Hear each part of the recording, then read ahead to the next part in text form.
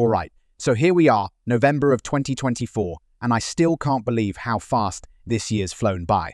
But let's be real, while most of us are planning for the holidays, Disney is gearing up for what could be its toughest year yet. I'm talking about Disney CEO Bob Iger and his absolute nightmare of a situation with ABC, The View, and the Shrek franchise, thanks to, you guessed it, Whoopi Goldberg. This drama's got everything, and it's only getting crazier. First off, Whoopi Goldberg. I've said it before, and I'll say it again. She's got no business being on live television, much less hosting a show. Her years on The View have been a train wreck, with comment after comment that just screams unprofessionalism. And now, after her latest antics, Disney's finally giving her the boot from some major projects. Think about that for a second. Whoopi was about to have her hands on a new Shrek project. Yeah, Shrek 5 plus a donkey spin-off, which were going to be big players in the DreamWorks lineup. But it seems her attitude was too much even for the family-friendly world of Shrek. Disney finally had enough and cut her loose. Imagine getting fired from Shrek of all things. That's like getting kicked out of a playground for bad behavior.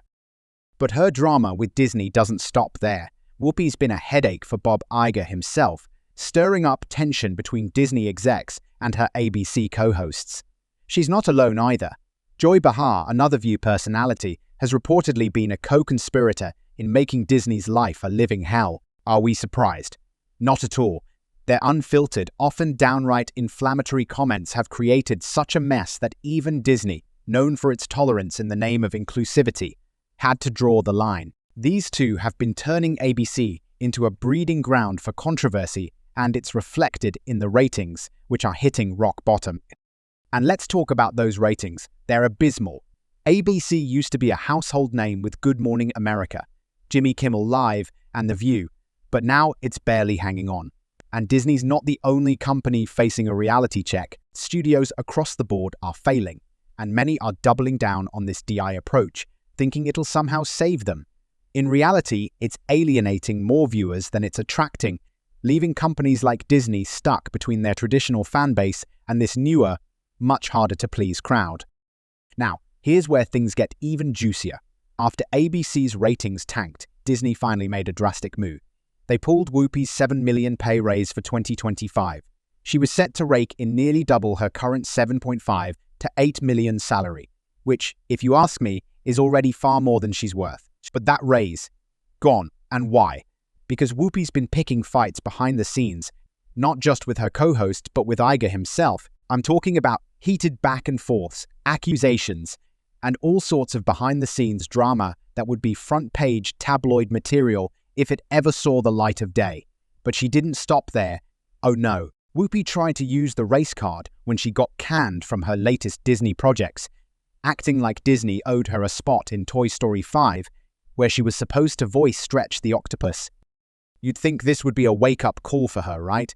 Nope. Not only did Disney axe her Toy Story 5 role, but they also decided to drop her from a big narration gig with National Geographic on Disney+.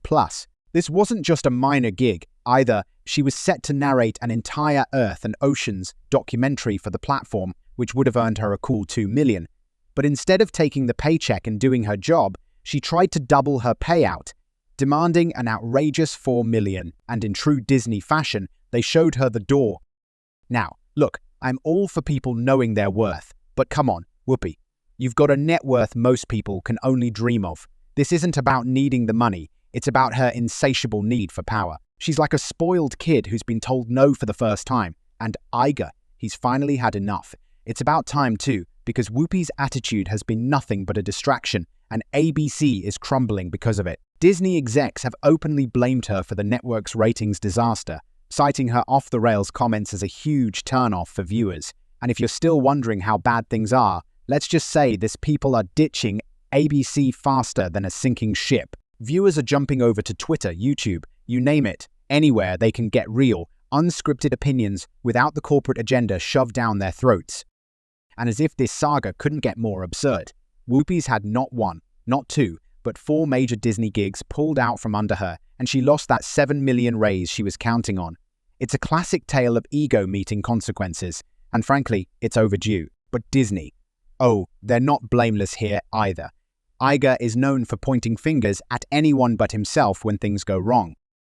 He's a master at shifting the blame, doing everything in his power to deflect responsibility as Disney's house of cards collapses around him.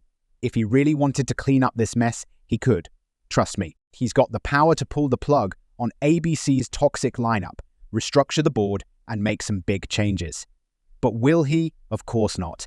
He's too busy trying to save face. Let's not forget, Disney is barely holding on by a thread here. The company can't afford another year like 2024, with 3 blockbuster flops, ratings nosedives, and fans leaving in droves. Their reputation has taken hit after hit, and unless they miraculously turn things around in 2025, Disney might end up being remembered not as the happiest place on earth, but as Hollywood's biggest cautionary tale. Disney's film division, which has been the heart and soul of the company since the beginning. They've pumped out hit after hit for decades, but lately, let's just say, Mickey's magic wand is officially out of pixie dust. The fans have had enough of these empty, CGI-laden cash grabs, and with Iger at the helm, Disney's play-it-safe approach is blowing up in their faces. Just look at Toy Story 5, a movie no one asked for that's looking like a surefire flop. When word got out that the Toy Story crew was coming back for yet another sequel, fans were skeptical but hopeful. And then Disney unveiled the teaser, and people lost it. Not in a good way. It was like they took everything special about the franchise, slapped on a shiny new filter, and hoped fans wouldn't notice the soullessness beneath the surface. But they did, and they are not holding back. Social media erupted, and Disney's PR team went into overdrive.